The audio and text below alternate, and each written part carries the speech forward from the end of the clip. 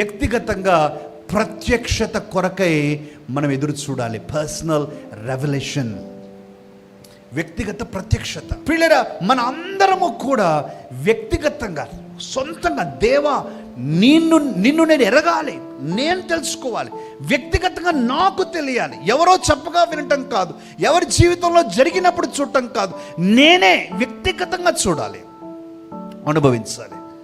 దమస్కు మార్గములో సౌలు యొక్క పరిస్థితి అదే. అంతవరకు సంఘాన్ని చాలా హింసించేటువంటి వాడు, చెరసాలకు అప్పగిస్తూ ఉండేవాడు క్రైస్తవులను.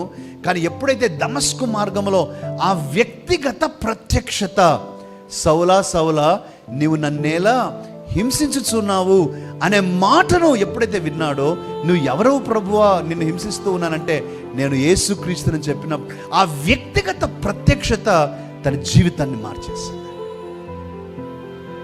ప్రియులారా, ఈరోజు నేను ఈ మాటను చెప్తున్నాను. ఏ వ్యక్తికైతే వ్యక్తిగత ప్రత్యక్షత, a personal revolution, a personal encounter with God, ఆ వ్యక్తిగత అనుభవం ఏదైతే ఉంటుందో ప్రియులారా, వారి జీవితాలు ఎన్నడూ కూడా ఒక మాదిరిగా ఉండవు. That is a life transforming experience. అది ఎలా సాధ్యం ప్రియులారా? నీవు ఒంటరిగా ఉన్నప్పుడు కానీ, నీ ప్రార్థన చేసుకునే సమయం కానీ, బైబిల్ చదువుకునే సమయం కానీ, లేక దేవుని గురించి ఇంకా తెలుసుకోవాలనే తపన నీలో ఎక్కువైనప్పుడు కానీ, దేవుని గురించి నువ్వు ఎంతో ఆశించి ప్రార్థించినప్పుడు కానీ దేవుడు అంటాడు, I will give you this experience. And we all need it. ఆ వ్యక్తిగతంగా తెలుసుకోవాలి. లేకపోతే ప్రియులారా, మనము ఆ మాట ఎంత బ్యూటిఫుల్గా రాశాడండి, రుచి చూచి మీరు తెలుసుకొనండి, యెహోవా ఉత్తముడని రుచి చూచి తెలుసుకోండి. ప్రియులారా, మరి ఎంత మంచి పదార్థమైన ఊరికి ఇట్లా రుద్దుకుంటే కూడా తెలియదు మనకి, తెలుసుదా?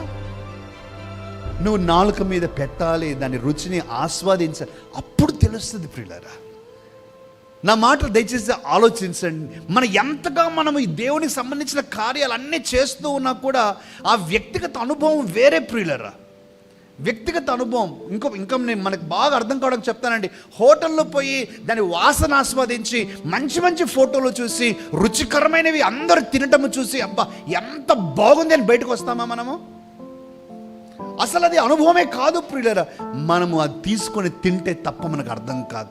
మనం ఆ వ్యక్తిగత రెవల్యూషన్ ఇంపార్టెంట్ ప్రియులారా. You have to pray for that. You have to ask God for that experience. మోషే కొండ మీద ఎక్కాడు, ప్రభువును ముఖాముఖిగా చూశాడు.